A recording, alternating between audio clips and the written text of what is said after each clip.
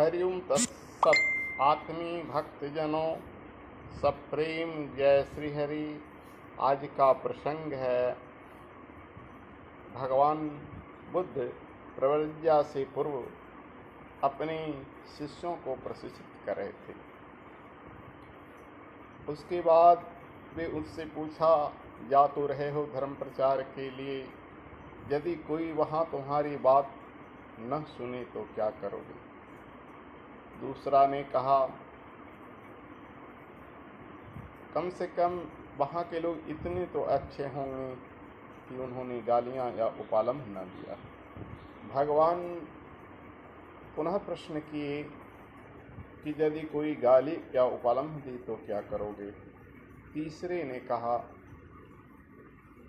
इतनी तो कृपा होगी कि वो मारेंगे नहीं, इतने तो अच्छे होंगे।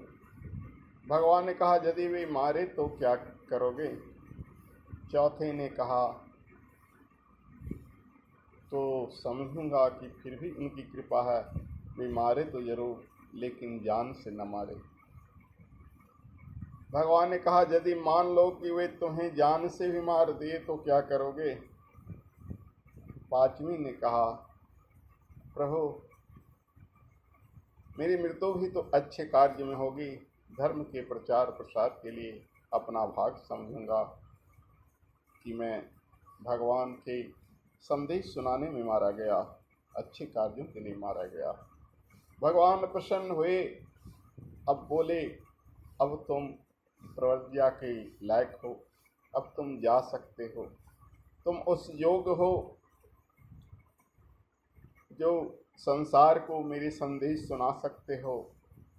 सचमुच धर्म का संदेश वही दे सकता है जो अपने जीवन में, जो अपने अंतःकरण में धर्म को उतारा और हर परिस्थितियों से लड़ने के लिए तैयार हो। सुख मिले, दुख मिले, कटुता मिले, मृदुता मिले, उपालंभ मिले, यश मिले, अपयश मिले, कुछ भी मिले, भगवान का प्रसाद समझना चाहिए। हर तरह से भक्त के चेहरे पर मुस्कान होना चाहिए, चाहे वो गम मिले या खुशी मिले। यदि आप धर्म प्रचार प्रसार के लिए निकले हो या धर्म का कोई कार्य हाथ में लिए हो या कोई भी नेक कार्य हाथ में लिए हो, तो यह मत सोचो कि आगे क्या होगा, पीछे मुड़कर मत देखो, क्योंकि संसार में वही व्यक्ति सफल होते हैं जो डरते नहीं। किसी अंग्रेज विद्वान ने भी लिखा है, कायर व्यक्ति मृत्यु से पूर्व 100 बार मरता है, लेकिन वीर को एक बार ही मृत्यु आती है, जिसे वीर गति कहते हैं।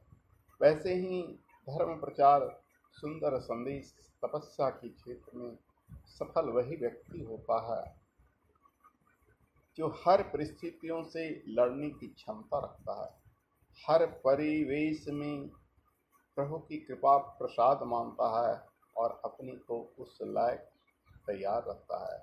विजयी वही होता है जो उसके लिए सब कुछ करने को तैयार रहता है।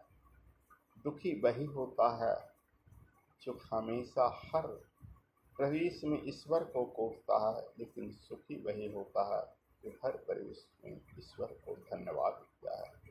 दुख, सुख, आनंद, ये सब अंतःकरण से उपजते हैं। अंतःकरण में यदि आप दुख का अनुभव करोगे तो दुख ही मिलेगा, सुख का अनुभव करोगे तो सुख ही मिलेगा। परिवेश चाहे कितनी ही कठिन क्यों न हो, बुलंदी आपके दिलों में चाहिए और कभी जीवन में हार न हो।